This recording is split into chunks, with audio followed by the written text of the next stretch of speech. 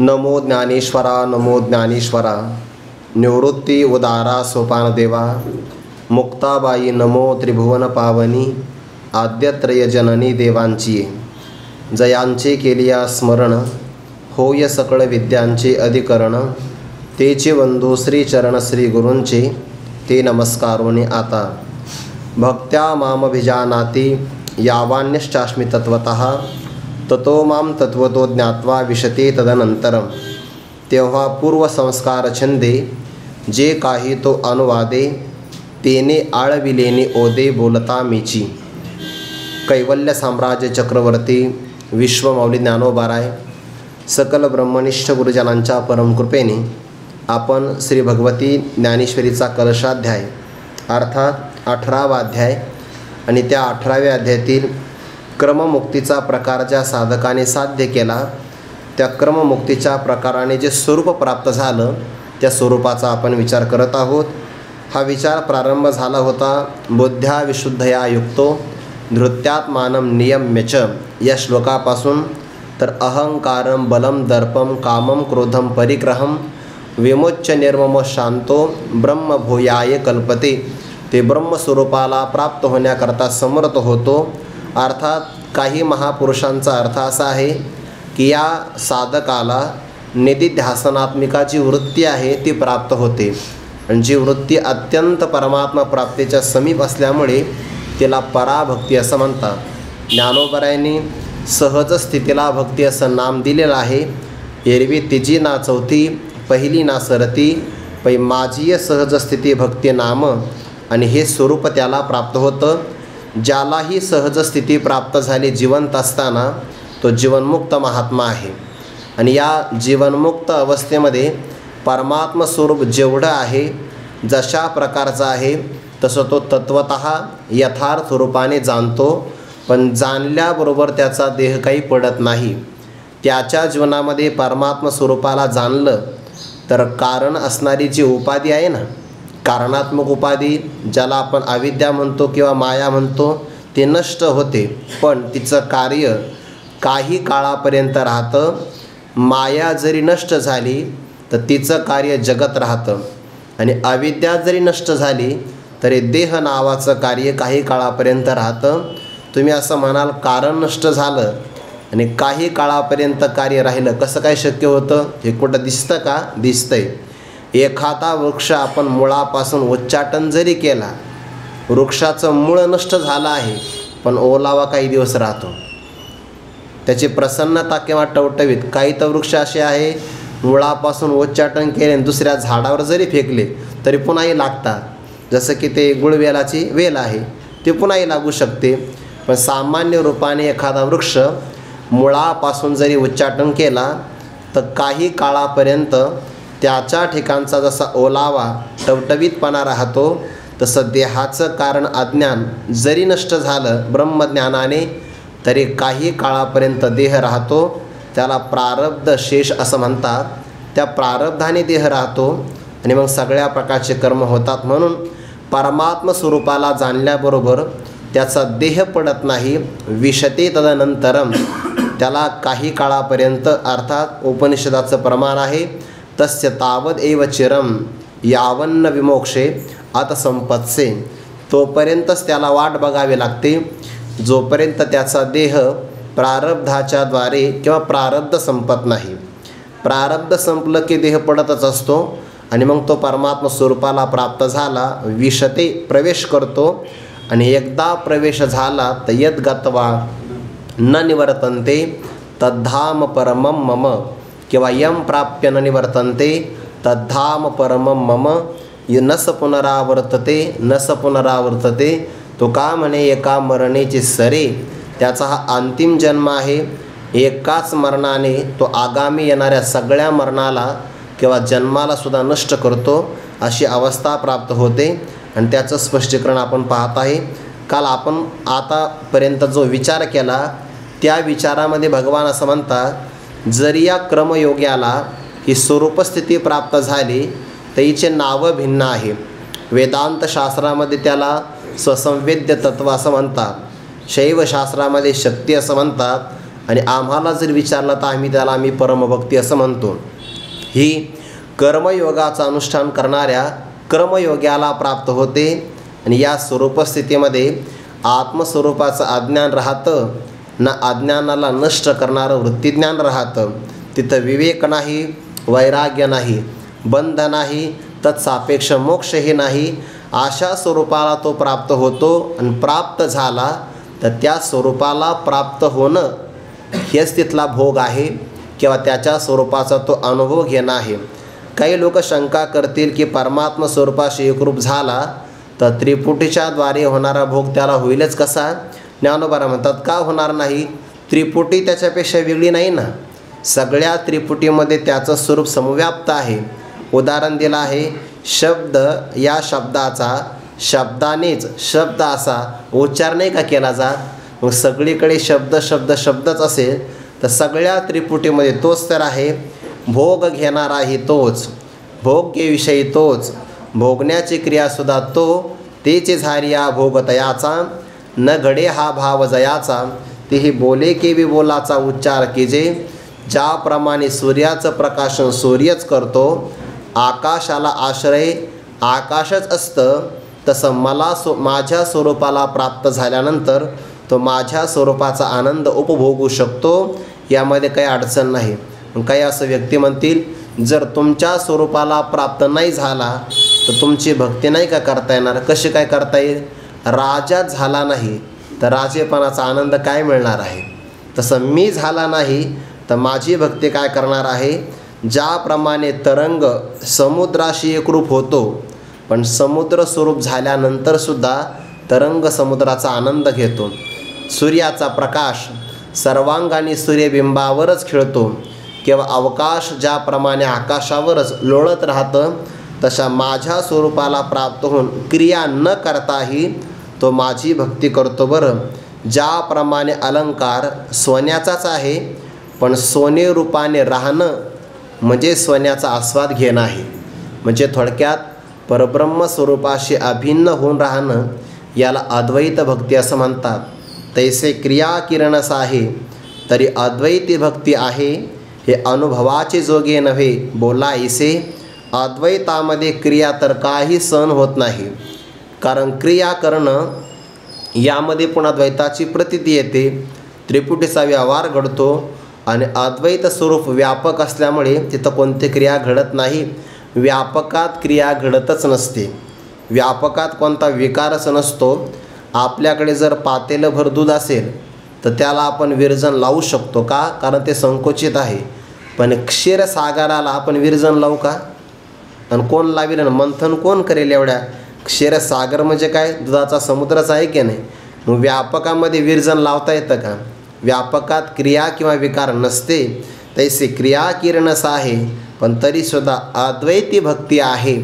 अद्वैत स्वरूपामध्ये मात्र भक्ती आहे. बरं, ज्ञानोबा म्हणतात हा प्रकार बोलण्यासारखा नाही, हे अनुभवाचे जोगे नव्हे बोलायसे. हे स्वरूप स्थिती अनुभवण्याच्या योग्यतेचीच आहे. अर्थात हा अनुभवसुद्धा अनुभवाचं विषयत्वाला प्राप्त होत नाही.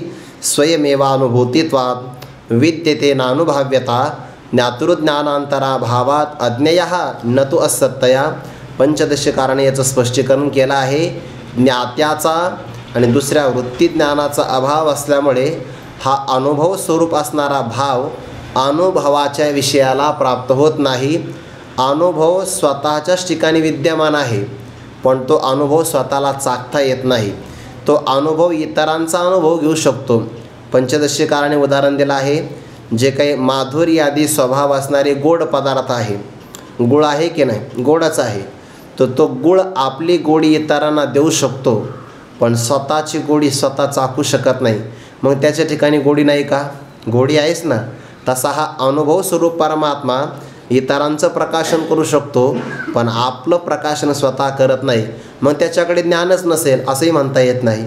तो स्वयंप्रकाश आहे. म्हणून ही भक्ती अनुभवाची जोगे अनुभव स्वरूपच असल्यामुळे ते अनुभवण्याच्या योग्यतेचीच आहे. अर्थात हा अनुभव स्वसंवेद्य आहे. जो अन्यालाही विषय होत नाही यात नवल नाही. हा अनुभव स्वतःचाही स्वतःला विषय होत नाही, इतका तो स्वयंप्रकाश आहे. म्हणून ज्ञानोबा म्हणतात, किती बोललं तरी बोलायचे नव्हे, हे शब्दामध्ये सांगता येत नाही. खरं प्रेमही शब्दात सांगता येत नाही, स्वरूपस्थितीसुद्धा शब्दात सांगता येत नाही, पण शब्दाशिवाय कळतही नाही. गुरुवर्य डॉक्टर बाबासाहेब महाराजांचं वाक्य सांगत असतात, परमात्म स्वरूपाचं ज्ञान शब्दानेच होईल असं काही सांगता येत नाही, पण झालं तर शब्दा वाचून होणार नाही. कारण शब्द सगळ्यात प्रबल प्रमाण आहे. ते काही माणसं पोहण्याकरता जातात, शहरामध्ये तलाव वगैरे असतात ना, त्याला काय स्विमिंग काहीतरी म्हणतात बघा, हां स्विमिंग पूल का काय. मग त्याच्यावरती गेलं की एक फळी असते आणि त्या फळीच्या खाली स्प्रिंग असते. त्या स्प्रिंगवर आपण जोर दिला की ती स्प्रिंग आपल्याला पाण्यात ढकलते, स्प्रिंग जाग्यावरच राहते, ती आपल्यासोबत येत नाही. तसा शब्द हा आपल्याला परमात्मा स्वरूपामध्ये एकरूप करतो, शब्द जाग्यावर राहतो. इतका मोठा शब्दाचा उपकार आहे बरं. फक्त ते शब्दाचा अभिमान विसरावा लागतो, नाही तर शब्दाचा अभिमान घेऊन गेला तर तो अभिमान एकरूप होऊ देत नाही. तिळ मात्र जरी होय अभिमान, मेरुत समान भारदेवा, व्युत्पत्ती आगवी विसरी जे. परमात्म स्वरूपाला प्राप्त व्हायचं असेल ना तर मोकळं होऊन जावं लागतं पूर्ण. त्या ठिकाणी अज्ञान नाही, तत्सापेक्ष वृत्तीज्ञान, त्याचा अभिमान नाही. हे सगळे अभिमान बाजूला सोडून जावे लागतात, तेव्हा परमात्म स्वरूपाशी एकरूप होता येतं. तसं मात्र होता येत नाही. आणि ही स्थिती शब्दामध्ये कथन करता येत नाही. ही कशी आहे? अनिर्वचनीयम प्रेम स्वरूपम गुणरहितम कामनारहितम प्रतिक्षणम वर्धमानम अविच्छिन्नम सूक्ष्मतरम. म्हणूनच कळत नाही, कळणारच नाही का? अनुभव रूपम, हे अनुभव स्वरूपाचं आहे, किंवा परमात्मासुद्धा अनुभव स्वरूपाचा आहे. म्हणून हे प्रेम असेल किंवा पराकोटीचं ज्ञान असेल, अनुभव रूप असल्यामुळे त्याला अनुभवाचं विषयत्व येत नाही. इथपर्यंत आपण विचार पाहिला. आता हा जो महात्मा आहे परमात्म स्वरूपाशी एकरूप झाला आहे बघा. भगवान म्हणतात ना, तैसा रूप होणे माझे माते क्रियाविन तो भजे. तो माझ्या स्वरूपाशी एकरूप झालेला आहे. आता यातली एक बारकाव आहे बरं. या सगळ्या चिंतनाचा जो ओघ आहे ना, या ओघामध्ये ज्ञानेश्वरीतली आपल्याला 9व्या अध्यायातली ओवी फारच जवळची बघा. ज्ञानोबा म्हणतात ते मरणा ऐलीच कडे मज मिळवून गेले पुढे, मग मरणी आणिकीकडे जातील केवी. ते मरणाच्या अगोदरच, याचा अर्थ काय? जिवंत असतानाच मला स्पष्टपणे प्राप्त झाले आहे, स्पष्टपणे. मग आता मरण कशाला म्हणतात? जन्म तरी कशाला म्हणतात? सूक्ष्म देहाचा स्थूल देहामध्ये प्रवेश, त्याला जन्म म्हणतात. आणि स्थूल देहातून सूक्ष्म देहाचं निघून जाणं, याला मरण म्हणतात. एवढी सोपी व्याख्या जन्माची आणि मरणाची. या स्थूल देहामध्ये सूक्ष्म शरीराचा प्रवेश झाला, प्राणाचा संचार झाला की जन्म, आणि याच्यातून प्राणाने राजीनामा दिला की याला काय म्हणतात? मरण. मरणा ऐलीच कडे, जिवंत असतानाच जे माझ्या स्वरूपाशी एकरूप झाले आहे ते मृत्यूच्या नंतर कुठं जातील? कुठंच जाणार नाही, ते माझ्या स्वरूपाला प्राप्त होतील. यात अन्यथा नाही बरं, अन्यथा नाही. किंबहुना ज्ञानोबा असं म्हणतात, जिवंत असतानाच देहाचं ज्यांना स्मरण नाही, देह पडल्यानंतर काय स्मरण राहणार आहे? श्रीमद भागवतामध्ये एक कथा आलेली बघा. कोणाची? ऋषभदेवांची, जे भरतांचे वडील आहेत, पिताश्री. काय स्वरूपस्थिती प्राप्त झाली?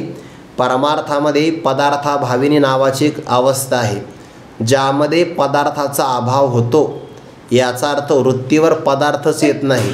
आणि त्या अवस्थेमध्ये ते चालले, वनामध्ये गेले तर वनातच फिरत राहायचे. जर कदाचित एखाद्या काटेरी फांदीला आपले केस अडकले तर तासनतास महिनोन जागेवरच उभे राहायचे. वारा आला आणि शरीराची हालचाल दुसरीकडे फिरली, दिशा बदलली की तिकडे जायचं. पदार्थाभाविनी अवस्था असं म्हणतात. असा त्यांचा विषय आलेला आहे की त्यांच्या शरीराला ही अवस्था प्राप्त झाली तर मलमूत्राचं विसर्जन झालं तर त्याचा सुगंध कोसो दूरपर्यंत यायचा. काय अवस्था असेल देहाची? म्हणजे आपल्या देहाची नाशिवंत अवस्था आहे आणि त्यांच्या देहाची अशी अवस्था की मलमूत्र विसर्जन जरी झालं तरी कोसो अंतरापर्यंत सुगंध यायचा. अग्नी लागला वनाला, अग्नी, त्या अग्नीमध्ये त्यांच्या देहाची राख झाली, पण त्यांचंही त्यांना स्मरण नाही. ज्ञानोबा म्हणता, आता उभे या उभेपण नाही जयाचे, मा पडिल्या गहन कवन तयाचे, म्हणून प्रतितीच्या पोटीचे पाणी न हाले. खरंच असं आहे बरं, सगळ्या अवस्था विसरल्या ना तर आनंदाचा अनुभव आहे. याचा अनुभव आहे की नाही आपल्याला? कुठे? गाढ झोपेत सगळ्याला विसरतो की नाही आपण? सगळ्याला विसरल्याशिवाय जर झोपेतलं सुख अनुभवाला येत नाही तर सगळ्याला विसरल्याशिवाय परब्रह्माचा आस्वाद कसा घेता येईल? हे सगळ्याला विसरावंच लागतं. मी माझी ऐसी आठवण विसरले जयाचे अंतकरण, पार्था तो संन्याशीचा न निरंतर. ज्ञानोबा म्हणतात ते शरीर भाव नासती, इंद्रिये विषय विसरती. जे सोहम भाव प्रतिती प्रगट होय, तेव्हाही घडत असतं बरं. देहाचाही आठव आहे आणि म्हणे मला परब्रह्म अनुभवाला आलं, नाही शक्य होणार. एकाच्या आठवामध्ये बाकीच्यांचा विसर पडतच असतो. पडला तरच खरं प्राप्त होतं. हा सगळा अनुभवाचा विषय परमार्थातला. म्हणून जिवंत असताना ज्यांनी देहाचं ममत्व सोडलं आहे ते मेल्यानंतर देहाचा काय विचार करतील? ज्याप्रमाणे सर्प अंगाची कात सोडून पुढं जातो, सांडोनी अंगीची खोळी, सर्प निघाल्या पाताळी, ते त्वचा कोण सांभाळी, तैसे झाली. तशी अवस्था त्यांची झाली.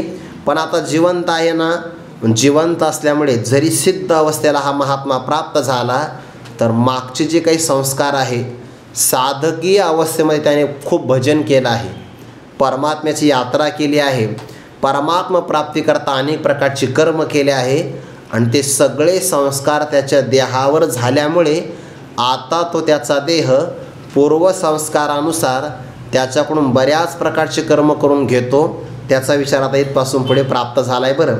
हे 51 क्रमांकाची ओवी म्हणजे इथला सिद्धांत आहे. आणि आता पुढच्या ओव्यामध्ये त्या महापुरुषाची जीवनमुक्त अवस्था आणि त्या अवस्थेमध्ये होणारी त्याची पूजा, त्याचं स्तवन, त्याची यात्रा, त्याचं दर्शन, त्याची समाधी स्थिती, या सगळ्यांचा विचार आता ज्ञानोबा पुढे क्रमाने करतात.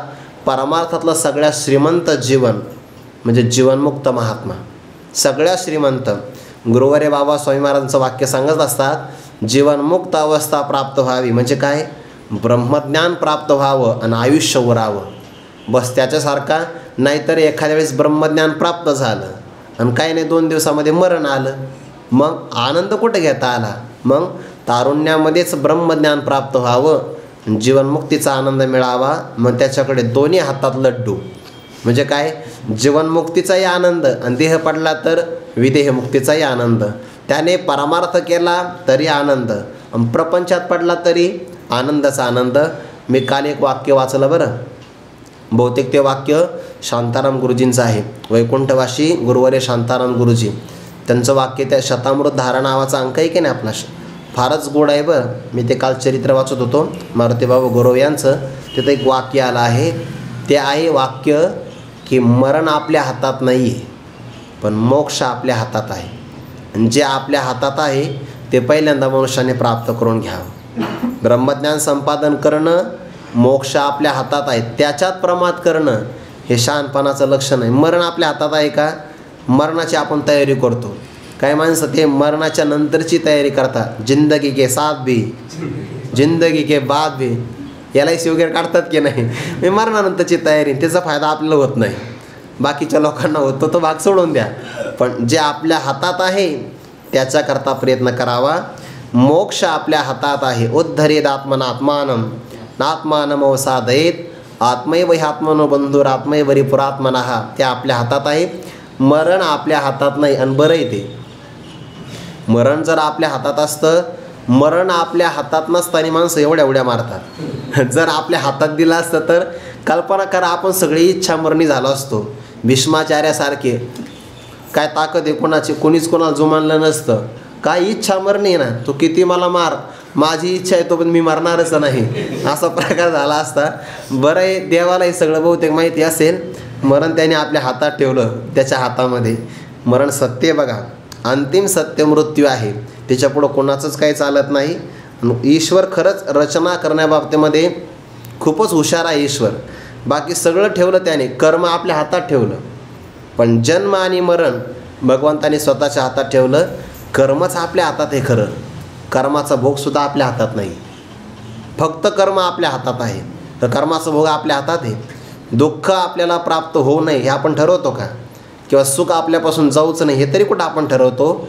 म्हणजे कर्माचा भोगही ईश्वराने आपल्या हातात ठेवला, जन्म आणि मरणही त्याच्या हातात ठेवलं. आपल्या हातात उगं थोडंसं दिलं कर्म करायचं स्वातंत्र्य, तरी माणसं इतके उंच उड्या मारतात. एवढं स्वातंत्र्य, बाकी कुठं स्वातंत्र्य? असू द्या. पूर्वसंस्कार छंदे, जीवनमुक्त महात्मा काय करतोय याचा विचार पुढे. थोडक्यात त्याला जिवंत असताना देहाचं स्मरण नाही आहे, हा देह माझा आहे अशी त्याला आठवण नाही आहे, त्याला जीवनमुक्त म्हणतात. मग पूर्वसंस्काराने सगळे कर्म घडतात बरं. आता तो महात्मा कर्म करतोय असं नाही म्हणायचं बरं. त्या महात्म्याकडून कर्म होतात, कर्म घडतात असा त्याचा विचार. कसे कर्म होतात बघा. तेव्हा पूर्वसंस्कार छंदे, जे काही तो अनुवादे, तेने आळविलेने ओदे बोलता मीची. तेव्हा म्हणजे अद्वैती भक्ती आहे, हे अनुभवाचे जोगे नव्हे बोला ऐसे. आणि ही स्थिती जेव्हा प्राप्त होते तेव्हा काय होतं? पूर्वसंस्कार छंदे, साधकाने पूर्वजीवनामध्ये पूर्वपक्षी असा काल आपण विचार केला. आरंभ जीवनामध्ये त्याने साधना केली बघा. जो अगोदर चांगला वागलेला आहे तो सिद्ध झाला तरी कसा वागेल? चांगलाच वागेल की नाही? का असं घडतं आहे कधी की ब्रह्मज्ञान प्राप्त झाला आणि यथेच्छ वागू लागला? असं घडत नाही, कधीच घडणार नाही. ज्याला पूर्वसंस्कार चांगले झाले आहे तो नंतरही चांगलाच वागतो की नाही? ज्याला अभ्यास करण्याचे संस्कार झाले ना, तो निकाल लागल्यानंतर सुद्धा अभ्यासच करत राहतो. का असं घडतं कधी? निकाल लागला आणि त्याला अभ्यास सोडून? असं नाही घडत. त्याला ते संस्कार लागले वाचनाचे, त्याच्यामुळे त्याचं मन त्याला गप्प राहू देत नाही. आपल्याला जर संस्कार लागला ना वाचण्याचा, जसं की काल आपण उदाहरण पाहिलं की ज्ञानेश्वरी वाचल्याशिवाय पाणीसुद्धा पित नाही. काय संस्कार असेल मारुतीभाऊ गुरव यांचा? पूर्वसंस्कार आहे आणि तो संस्कार बंद होत नाही बघा. तसं या भक्ताला संस्कार लागला कोणता? देवाची प्रार्थना करण्याचा. पण आता ज्या देवाची प्रार्थना करायची त्या देवाशी हा एकरूप झाला आहे. मग याने जर समजा प्रार्थना केलीच तर हा स्तवन कोणाचं करणार आहे? स्वतःचंच करणार आहे, कारण स्वतः भगवत स्वरूप झाला आहे. पूर्वसंस्कारामध्ये देव वेगळा होता आणि आवाज देणारा हा वेगळा होता, पण आता आपलाच आपल्याला आवाज देतो आहे, आपलाच आपल्याला आवाज देतो आहे. एकात्मका भक्ती आहे बरं हे, एकात्मिका भक्ती. पूर्वसंस्कार छंदे, संचिताच्या योगाने जे काही तो अनुवादे, अनुवाद करणं म्हणजे बोलणं, जेही काही बरं, त्याने फक्त मंत्रच म्हटले पाहिजे आणि बाकी असं काही नाही. जे काही तो अनुवादे, याही स्वैरकथास्तेषां उपदेशा भवन्ति ताहा, तयाचे 28 शब्द सुखे म्हणो येते वेद. आता त्याचे शब्द स्वैर जरी असेल तरी ते शब्द नाही, ते वेदमंत्र आहे. जे काही तो अनुवादे, जे काही तो बोलतो, प्रार्थना करतो, तेने आळविलेनी, त्याने जे आळवणूक केली आहे ना, भूपरागामध्ये जे आळवणूक केली जाते ना सकाळी सकाळी, म्हणून त्याला भूपाळी म्हणतात. भगवंताची आळवणूक करावी म्हणजे प्रार्थना करावी आणि ती सुद्धा भूपरागात असावी सकाळी, म्हणून त्याला भूपाळी असा म्हणतो आपण. याचा पूर्वसंस्कार आहे. त्या छंदाने जो भगवंताची आळवणूक करतो आहे. आता ऐका, आळवणूक करणारा कोण आहे? भगवत स्वरूप आहे. ज्याची आळवणूक करायची तो परमात्मा कोण आहे? तत्स्वरूप आहे. मग आता आपलीच आपली आळवणूक करायची की नाही? आपणच आपली प्रार्थना करायची, अशी त्याची भक्ती आहे. तेने आळविलेनी ओ दे, त्याने प्रार्थना केली की त्याला प्रतिसाद देणारा, हाक मारल्याबरोबर ओ म्हणणारा कोण आहे? मीच आहे. आणि बोलणारा तो मीच आहे. म्हणजे बोलणाराही मीच आहे आणि बोलल्यानंतर हाक देणारा सुद्धा मीच आहे. म्हणजे काय दोघं आहे का? नाही, एकच आहे. आळविलेने ओदे बोलता मीची, बोलतया बोलताची भेटे, तेथ बोलले किंवा बोलेल हे न घटे, ते मौन तव गोमटे स्तवन माझे.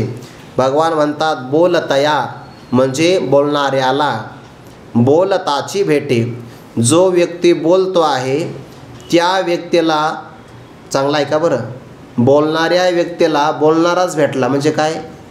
स्वतःला भेटला. बोलणाराही तोच आहे. आणि द्वैतामध्ये कल्पित द्वैताचा अंगीकार करून ज्याला बोलवायचं तोही तत्रूपच आहे की नाही. म्हणजे एक रूपाता भंग पावली नाही, पण तरीसुद्धा पूर्वसंस्काराने भक्ती होत आहे. म्हणून जर बोलणाऱ्या व्यक्तीला स्वतः बोलणाराच जर आळवणुकीच्या माध्यमातून भेटत असेल तर ज्ञानोबा म्हणतात तेथ बोलेल किंवा तेथ बोलले असा एक पाठ आहे बरं.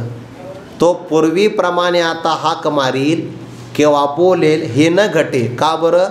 कारण पूर्वसंस्कारामध्ये हा देव आहे आणि मी भक्त आहे असं पूर्वी तो बोलत होता, पण आता मीही देवच आहे आणि समोरचाही देव आहे, म्हणून पूर्वीप्रमाणे बोलेल हे न घटे. मग आता गप्प झाला, कारण बोलणाऱ्या व्यक्तीला बोलणाऱ्याचीच प्राप्ती झाली. ते मौन तव गोमटे स्तवन माझे, तिथे मात्र मौन घडेल. कारण क्रिया घडण्याकरता त्रिपुटी आणि द्वैत असावं लागतं. इथे बोलणाराच व्यक्ती बोलणाऱ्याला भेटतो आहे, म्हणजे एक रूप आहे आणि एक रूपामध्ये व्यवहार न घडल्यामुळे मौन आहे. शब्दाचा व्यवहार तर घडत नाही. ज्ञानोबा म्हणतात त्याचं ते मौन आहे. पण काय सांगावं? गोमटे स्तवन माझे, त्याचं मौनसुद्धा माझी चांगल्या प्रकारची स्तुती आहे. म्हणजे आपण स्तुती केली तर देवापर्यंत पोचत नाही, आणि असा महात्मा गप्प राहिला तरी भगवान म्हणतात ती माझी स्तुती आहे. ते मौन तव गोमटे स्तवन माझे, मनोनी तया बोलता बोली बोलता मी भेटता, मौन होय तेने तत्वता स्तवितो माते, मनोनी तया बोलता बोली बोलता मी भेटता. अन्वय असा आहे बरं का. तया बोलता बोली म्हणजे बोलणाऱ्याच्या बोलण्यामध्ये बोलणारा जो मी तोच भेटतो आहे त्याच्या स्तवनामध्ये, आणि त्यामुळे मौन होय, बोलणाराच्या व्यवहार काही घडतच नाही. कारण बोलणाराही मीच आहे, प्राप्ती करणारा भेटणारासुद्धा मीच आहे.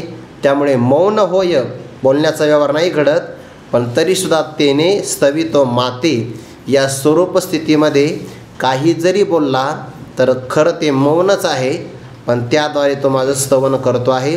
इथपर्यंत त्याची स्तवन भक्ती सांगितली. आता पुढे दर्शन भक्तीचा विस्तार ज्ञानोबा सांगतात.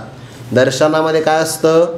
एकतर तो डोळ्याने पाहतो किंवा आपल्या बुद्धीने जाणतो. मग तो बुद्धीने जरी जाणू लागला तर बुद्धीर ज्ञानम दर्शनम, आणि दृष्टीने जरी पाहू लागला तरी दर्शनच आहे. दर्शन दोन प्रकारचं, नेत्रेंद्रियाने पाहिलं तरी परमात्मा दर्शनच आहे, आणि बुद्धीच्या डोळ्याने जरी त्याने काही जाणलं पाहिलं तरी परमात्मा दर्शनच आहे. ते कसं बघा. तैसेची बुद्धी का देठी, जेतो देखो जाय किरटी, तेने देखणे दृश्य लोटी, देखतेची दावी. तैसेची त्याचप्रमाणे म्हणजे काय?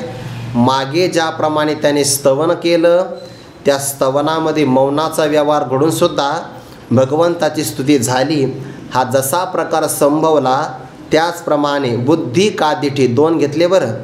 बुद्धीने किंवा आपल्या दृष्टीने म्हणजेच आपल्या नजरेनं जे तो देखो जाय किरटी, तो महात्मा जे देखो जाय ज्याही पदार्थाला पाहण्याकरता जातो, घडतं काय?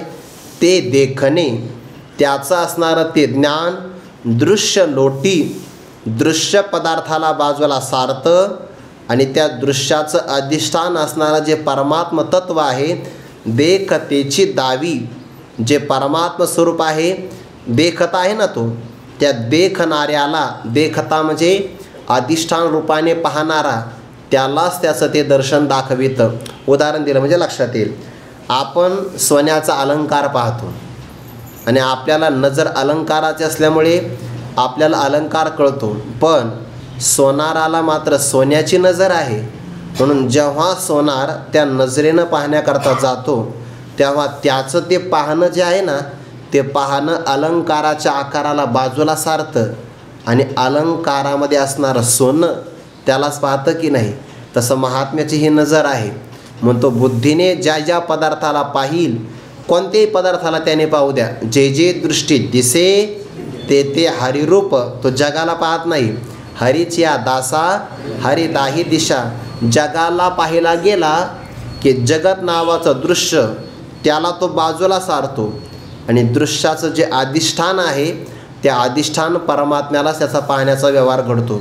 ज्या परमात्म्याला पाहतो तो परमात्माही तोच आहे आणि पाहणाराही तोच आहे. एका पानामध्ये व्यवहार कुठं घडतो आहे? पूर्वसंस्काराने व्यवहार घडतो आहे. हे फक्त आपल्याला सांगायचं. जीवनमुक्ताचा व्यवहार आहे हा सगळा. म्हणून तर पाहतो आपण मातीला आणि म्हणतो आपण घट, पाहतो सोन्याला म्हणतो आपण अलंकार. पण कुंभार तसं नाही करत आणि सोनारही तसं नाही करत. मग आता सामान्य कुंभार आणि सोनार यांना जर एवढी नजर असेल तर हा ब्रह्मज्ञानी आहे, याची नजर का सामान्य असेल का? तैसेची बुद्धी का देठी, जे तो देखो जाय किरीटी. ते देखणे, त्याच देखणे म्हणजे ज्ञान. ते ज्ञान दृश्याला बाजूला सारतं. आपण त्या वृत्ती ज्ञानाचा व्यवहार करतोय बघा. आपण काय म्हणतोय की बाह्य पदार्थाच्या ज्ञानाकरता वृत्ती व्याप्तीची गरज आहे आणि फलव्याप्तीची गरज आहे. फल म्हणजे चिदाभास. तर मग वृत्ती अज्ञान आवरणाचा भंग करते. निवृत्तीमध्ये असणारा चिदाभास किंवा फल व्याप्ती ज्याला म्हणतो तो पदार्थाचं ज्ञान करून देतो. आता याची नजर अशी आहे, याची वृत्ती अशी आहे की ती दृश्यालाच बाजूला सारते आहे. दृश्यालाही बाजूला सारते, दृश्यावर असणारं जे काही अज्ञानाचं आवरण आहे त्यालाही बाजूला सारते आणि परमात्म स्वरूपाला दाखविते. देखणे दृश्य लोटी, देखतीची दावी. देखता म्हणजे पाहणारा परमात्मा, दृंग मात्र स्वरूप त्यालाच ते दाखविते. ज्ञानोबारे उदाहरण देतात. आरिसया आधी जैसे देखतेची मुख दिसे, तयाचे देखणे तैसे मेळवी दृष्टी. काय उदाहरण आहे? आरसा पाहण्याच्या अगोदर कोण असतं हो? आपलं मुख असतं ना. आरिसया आधी जैसे, आरशाच्याही आधी म्हणजे अगोदर ज्याप्रमाणे देखतेची मुख दिसे, पाहणारं आपलं मुखच असतं की नाही. मग आरसा मध्यंतरी येतो काय करतो? जे आपलं मुख आहे ना, आरसा नावाची उपाधी समोर आली बघा बरं. आता इथं समजा कल्पना करा आरसा आहे, कल्पनात बरं का, खरा नाही आहे. पण हा आरसा बाजूला गेला तर इथं कोण आहे? मुखच आहे. आरसा समोर आला तरीसुद्धा मुखच आहे. आणि आरशाने काय दाखवलं? आरशाने मुखच दाखवलं. फक्त मुखाला नाव बिंब आलं आणि आरशामध्ये नाव काय आलं? प्रतिबिंब आलं. मग आरशाने काय दाखवलं? प्रतिबिंबाच्या निमित्ताने बिंबच दाखवलं. तसं जगत नावाच्या उपाधीने काय दाखवलं? परमात्माच दाखवला. आरसा बाजूला केला, आरशाच्या अगोदरही मुखच आहे. आरसा आला तरी मुख रूपानेच आहे आणि आरसा बाजूला केला तरी मुखच आहे. तसं जगताच्या अगोदरही परमात्माच आहे. जगत प्रतीतीला आलं तरी परमात्मा दर्शन आहे आणि जगताचा प्रलय झाला तरी आत्माच आहे. मग आत्मा कधी आहे? सगळ्या काळात. आणि जग फक्त मधल्या काळात. जे मधल्या काळात असतं आणि दोन काळात नसतं ते खोटं असतं. जे तिन्ही काळात असतं ते खरं असतं. मग खरं कोण आहे? इतकं खरं खोटं आहे. खरं परमात्माच आहे आणि जगत एकाच काळात आहे. आरिसया आधी जैसे देखतेचे मुख दिसे, ज्याप्रमाणे आरसा आपल्या मुखालाच दाखवितं पण काय करतं? प्रतिबिंब रूपाने दाखवतं. तसं जगत दृश्याच्या निमित्ताने परमात्म्यालाच दाखवितं. आणि आरसा बाजूला गेला की मुखच रूपाने तयाचे देखणे तैसे मेळवी दृष्टे. आरसा उपाधी आला तर त्या उपाधीमुळे जसं आपलंच मुख आपल्याला पाहता येतं तसं दृश्य पदार्थामुळे दृश्य बाजूला सारलं की तयाचे देखणे त्याचं ज्ञान मेळवी दृष्टी. आरशातलं प्रतिबिंब जसं बिंबाला पाहतं, बिंबाशी एकरूप करवितं ना. स्वच्छ आरसा त्या प्रतिबिंबाला बिंबाशी एकरूप करून दाखवतं. तसं स्वच्छ अंतःकरण असेल तर ते जगतामध्ये परमात्मा स्वरूपाला दाखवितं दृश्याला बाजूला सारून. तयाचे देखणे तैसे मेळवी दृष्टी. दृश्य जाऊन या दृष्टे, द्रष्ट्याशी चिजई भेटे, तर एकलेपणे न घटे द्रष्टेपणही. यातला भाव फार गोड आहे बरं. दृश्य जो वृत्ती ज्ञानाचा विषय होतो त्याला दृश्य म्हणतात. दृश्य जगत आहे आणि दृश्याच्या सापेक्ष परमात्मा स्वरूपावर दृष्टेपणाची कल्पना आहे. आता जर दृश्यच गेलं तर दृश्यामुळे आलेला जो सापेक्ष द्रष्टाभाव आहे ना तो जातो आणि मग काय राहतो? दृंगमात्र स्वरूप राहतं, शून्य राहत नाही बरं. जसं की आरसा समोर आला तर आरशात प्रतिबिंब आहे. आरशात प्रतिबिंब पडल्यामुळे मुखाला बिंब नाव येतं. आरसा बाजूला गेला की काय जातं? सांगा बरं. आरसा बाजूला गेला की काय जातं? प्रतिबिंब नाही, नुसतं प्रतिबिंब जात नाही, मग मुखावर आलेला बिंब भावही जातो, कारण तो सापेक्ष आलेला आहे. म्हणे मग मुखही जातं आणि मग कोण राहील? मुख नाही जात, मुख राहतं, फक्त मुखावर आलेला काय जातो? बिंब भाव जातो. का? तो आरशाच्या प्रतिबिंबामुळे आलेला आहे. तसं जगत दृश्य आहे, दृश्यामुळे परमात्मा स्वरूपाला द्रष्टा नाव आलं. जेव्हा जगत जाईल तेव्हा दृश्य जाईल, दृश्याच्या सापेक्ष द्रष्टा भावही जाईल आणि मग काय राहील? फक्त एकटा दृंगमात्र परमात्मा राहील. बघा, दृश्य जाऊन या, दृश्याचा निराश केल्यानंतर द्रष्ट्याशीच जे भेटे. दृश्य गेल्यानंतर द्रष्टा हा द्रष्ट्यालाच भेटला. वास्तविक द्रष्टाच होता, जीव परब्रह्म स्वरूपच होता. पण जीवाच्या ठिकाणचं जीवत्व गेलं की जीवाला ईश्वरत्वाची प्राप्ती झाली. तसं दृश्य जाऊन या, दृश्य गेलं की जो द्रष्टा आहे तो आपल्या मूळ द्रष्टेपणालाच प्राप्त झाला. ज्ञानोबा म्हणतात फक्त प्राप्तीचा व्यवहार घडल्यासारखा आहे. मुळात ते दोघं एकच होते ना. आणि एकलेपणामुळे तेव्हा एकलेपणा म्हणजे अद्वितीय स्वरूप असल्यामुळे द्रष्टेपणही न घटे, द्रष्टेपणाचा व्यवहारही घडत नाही. कारण जर त्याला द्रष्टा म्हटलं, तो द्रष्टा आहे, तो कोणीतरी दृश्य मानावं लागेल. दृश्य मानलं की द्वैत मानावं लागेल आणि ते एकटंच आहे ना. एकलेपणामुळे द्रष्टेपणाचा भाव घडत नाही. इतकं स्वरूप आपलं शुद्ध आहे. बघा, ज्याला दोनपणा सहन होत नाही आणि ज्याच्या ठिकाणी शून्य नाही त्याला म्हणतात केवल परब्रह्म. मग एकलेपणे हा हेतू आहे बरं. एकलेपणामुळे द्रष्टेपणासुद्धा जिथं घडत नाही. ज्ञानोबाने पुढचं उदाहरण देतं अनुभवाचं. आपण पूर्वीचं आरशाचं उदाहरण पाहिलं, आता आपल्या अनुभवाचं उदाहरण. काही ज्ञानोबारांच्या हातवट्या थक्क होऊन जातो व्यक्तिमत्व. बघा, ते तर स्वप्नीच या प्रिया चेवोनी झोंबो गेलिया ठाईचे दोन्ही न होनिया आपणची जैसे. काय उदाहरण दिलं आहे? स्वप्न पडलं एका व्यक्तीला आणि स्वप्नामध्ये त्याला प्रिया म्हणजे त्याची असणारी पत्नी त्याला प्राप्त झाली. पत्नीला भेटण्याकरता तो जागा झाला. स्वप्नात पत्नी भेटली होती, पत्नीला भेटण्याचा व्यवहार करता करता तो जागा झाला. चेवोनी आलिंगन देण्याकरता गेला तर ज्ञानोबा म्हणतात ठाईचे म्हणजे त्या ठिकाणचे. कोणत्या ठिकाणचे? स्वप्नातले. स्वप्नात असणारी पत्नी आणि स्वप्नात असणारा पती जाग झाल्याबरोबर दोघं राहतात का? दोघंही राहत नाही. पण जो जागा झाला तो नाही का राहत. हां, हे महत्त्वाचं आहे. जागा झाला तो राहतो, पण जाग होण्याच्या अगोदर जे दोघं पाहिले ते दोघंही राहत नाही. मग स्वप्नातली पत्नीही नाही आणि पत्नीमुळे आलेला पतीही नाही. पण पत्नीच्या सापेक्ष आलेला पती जर निघून गेला तर व्यक्ती राहतो. तसंच आहे, दृश्य गेलं की त्या दृश्यामुळे आलेला द्रष्टेपणाही जातो आणि काय राहतं? दृंगमात्र स्वरूप राहतं. ते तर स्वप्नीच या प्रिया चेवोनी झोंबो गेलिया ठाईचे दोन्ही न होनिया. ठाईचे म्हणजे स्वप्नाच्या ठिकाणचे. ठाई म्हणजे ठाईची चाल नाही बरं. ठाईचे दोन्ही न होनिया. मग आपणची जैसे, आपणच केवळ एक रूपाने राहतो की नाही. म्हणजे एखादी पत्नी मरण पावली तर ती पत्नी एकटी जात नाही. मग पत्नीने दिलेला जो काही धर्म आहे पतिधर्म, त्या पतीपणाला ते घेऊन जाते. पण बाबा उदाहरण सांगता, एका व्यक्तीचं आडनावच नवरे होतं. पत्नी मरण पावली तर पती धर्म केला पण नवरेपणा राहिला. बघा, तसंच आहे.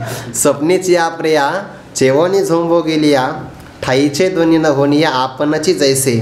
आणखीन एक उदाहरण देतात. म्हणजे थोडक्यात सापेक्ष भाव जो आहे तो गेल्यानंतर निरपेक्ष स्वरूप राहतं. एवढा फक्त ओघ लक्षात ठेवायचा. आणि हे कधी घडतं आहे? जेव्हा तो कोणत्याही पदार्थाला पाहिल, जे तो देखो जाय किरटी. कोणत्याही पदार्थाला पाहिला की त्याची अंतःकरणाची वृत्ती दृश्याला बाजूला सारते आणि परमात्मा दर्शन करविते. तो परमात्मा हाच आहे. त्यामुळे दृश्य गेलं की द्रष्टेपणाही जातो. हा द्रष्टा आणि तो द्रष्टा एकच आहे. एक असल्यामुळे द्रष्टेपणाही घडत नाही, फक्त दृंगमात्र स्वरूप राहतं. का दोही काष्टांची घृष्टी माझी वन्नी एकवटी तो दोन्ही हे भाष आटी आपणची होय. आता हे उदाहरण प्राचीन काळातले बरं. आजही ज्या ठिकाणी प्राचीन परंपरा सांभाळली जाते, यज्ञ करत असताना ते माणसं अग्नी असा लावत नाही, मग लाकडाचं घर्षण करते. त्याला ताकद खूप लागते बरं. ते आपलं दह्याचं मंथन करण्यासारखं सोपं नाही आहे. ते लाकडाचं घर्षण करणं खूप कठीण आहे. एका लाकडामध्ये दुसरं मंथनाचं लाकूडच ठेवलं जातं आणि अतिशय वेगाने त्याला घासलं जातं. त्याच्यामध्ये काही ज्वलनशील पदार्थ पण ठेवतात कापुरासारखे, आणि मग त्यातून अग्नी प्रकट होतो. अग्नी कधी प्रकट झाला? दोही काष्टांची घृष्टी म्हणजे घर्षण. दोन काष्टांच्या घर्षणामध्ये माझी वन्नी एक उठी, अग्नी एक उठतो, जागा होतो, अग्नी प्रकट होतो. पण जागा झालेला अग्नी दोन्ही हे भाषा आटी, तो दोन्ही लाकडांना नष्ट करतो. बघा बरं, दोन लाकडांच्या घर्षणातून प्राप्त झालेला अग्नी दोघांना नष्ट करतो. राहतो कोण? एकटाच. तसं या ज्ञानामध्ये दृश्य आणि द्रष्टा या दोघांची आटणी होते. आणि काय राहतं? फक्त एक तत्व राहतं, दृङ्मात्र स्वरूप. आपणची होय.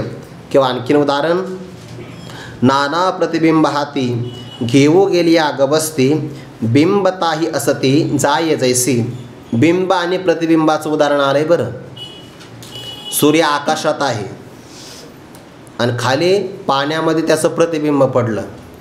त्याने विचार केला हे प्रतिबिंब आपल्याला घ्यायचं आहे. आला खाली, प्रतिबिंबाला घेण्याकरता हात घातला. कशात? पाण्यात. पाणी डवळलं. आता पाणी अस्थिर झाल्यामुळे काय झालं? प्रतिबिंब गेलं. प्रतिबिंब गेल्यामुळे सूर्याच्या ठिकाणी आलेला जो बिंब भाव आहे तोही गेला. कारण प्रतिबिंबच नाही तर बिंब कोणाचं? सूर्य नाही करायला, मग सूर्य राहिला. बिंब आणि प्रतिबिंब निघून गेले. बा नाना प्रतिबिंब हाती घेऊ गेली या गबस्ती. गबस्ती म्हणजे काय? सूर्य. सूर्य प्रतिबिंब आपल्या हाताने घेण्याकरता गेला. कल्पना आहे बरं. आला सूर्य, कुठंतरी प्रतिबिंब पाहिलं असेल त्याने, आरशात पाहू का पाण्यात पाहू, पण प्रतिबिंब घेण्याकरता गेला. तो गेला तर काय होईल? प्रतिबिंब सापडेल का? नाही. अहो, उलट प्रतिबिंब तर गेलंच गेलं, पण प्रतिबिंबामुळे आलेला सूर्याच्या ठिकाणचा बिंबताही, त्याची असणारी जी काही बिंबता आहे तीही जैसीच आहे, ती निघून गेली. सूर्याचं किती मोठं नुकसान झालं? नुकसान नाही झालं, उलट सूर्याचा भ्रम गेला की प्रतिबिंब आणि बिंब, तसं दृश्य आणि दृष्टेपणाचा भाव गेला, दृङ्मात्र स्वरूप आलं, नुकसान नाही झालं बरं. ज्ञानोबाने सांगायचं काय आहे? सापेक्ष भाव कसा निघून गेला? प्रतिबिंब आणि बिंब दोन्ही निघून गेले. राहिलं कोण? गबस्ती, सूर्य फक्त राहिला. तैसा उदाहरणातून काय सांगायचं सिद्धांत आहे? तैसा मी होऊनी देखते तो घेओ जाये दृश्याते, ते तदृश्य नेथिते द्रष्टुत्वेसी. काय उदाहरण गोडे बघा. तैसा मी होऊनी, जो माझ्याशी एकरूप झालेला आहे. मी कसा आहे? देखता, स्वयंप्रकाश आहे, सर्वांना पाहणारा आहे. अशा माझ्या स्वरूपाला प्राप्त झाल्यानंतर तो घेऊ जाय दृश्याते, दृश्य पदार्थाला घेण्याकरता जातो. परिणाम असा होतो, दृश्य त्याच्या हाताला लागत नाही. बघा, दृश्याचा निराश होऊन जातो, कारण तो माझ्याशी एकरूप झाला. मी कसा आहे? एकमेवा द्वितीयम ब्रह्म नेह नानास्ति किंचन. अनेकत्व नाही आहे, अनेकत्व हे दृश्य आहे आणि मी तर एक स्वरूप आहे. माझ्या वाचून दुसरा पदार्थच नाही जगामध्ये. तो नाही ऐसा ठाव उरला असे गगन, सर्वत्र संपूर्ण गगन जैसे. एका परमात्म्याशी तो एकरूप झाला, त्याच्या वाचून दुसरं काहीच नाही. तो घेऊ जाई दृश्याते, दृश्य पदार्थाला घेण्याकरता गेला. तर ज्ञानोबा काय म्हणतात? तेथ, त्या ठिकाणी दृश्य ने म्हणजे घेऊन जाणे, थिते म्हणजे मूळ असणारे, द्रष्टुत्वेसी ने, यातले दोन अर्थ होतात बरं. दोन अर्थ कसे होतात? तेथ तो दृश्य पदार्थाला घेण्याकरता गेला, तर होतं काय माहिती आहे का? त्याचं असणारं जे ज्ञान आहे ना, त्याचं दर्शन किंवा बुद्धी दृश्य पदार्थाला बाजूला सारून ते दृश्य त्याला द्रष्टुत्वाच्या जवळ घेऊन जातं. म्हणजे काय? ज्याप्रमाणे सोनार अलंकाराला पाहतो तर तो अलंकार त्याला मूळ सोन्यापर्यंत नेतो. अलंकाराची काय आहे? कल्पना आहे, पण त्या अलंकाराचा उपकार एवढा आहे की तो अलंकारत्व बाजूला सारून त्यातलं सुवर्णत्व दाखवितो.